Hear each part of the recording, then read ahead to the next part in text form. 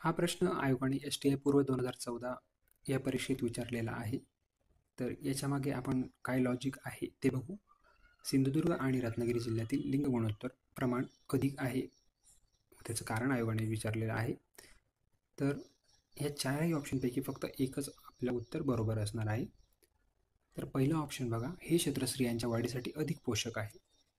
तर या पर्यायात कोणतंही काहीही लॉजिक बिलकुलही बसत नाही आहे, कारण असं काही कोणतं क्षेत्र नाही आहे की ते फक्त स्त्रियांसाठीच पोषक असणार आहे किंवा पुरुषांसाठी नसेल. तर हा पर्याय बाद होतो.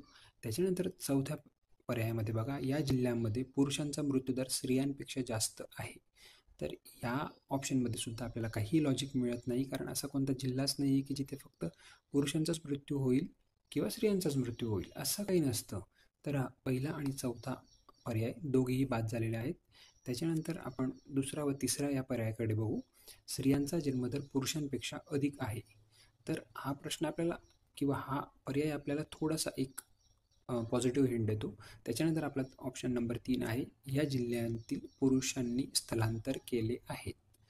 तर ऑप्शन 3 हा आपल्याला योग्य किंवा सरस उत्तर असलेला ऑप्शन दिसतो, कारण मोस्टली कामाकरता किंवा काही जॉबसाठी सिंधुदुर्ग आणि रत्नागिरी जिल्ह्यातील जे पुरुष आहेत त्यांनी स्थलांतर केलेलं आहे. तर याचं योग्य उत्तर आहे ते ऑप्शन 3 आहे.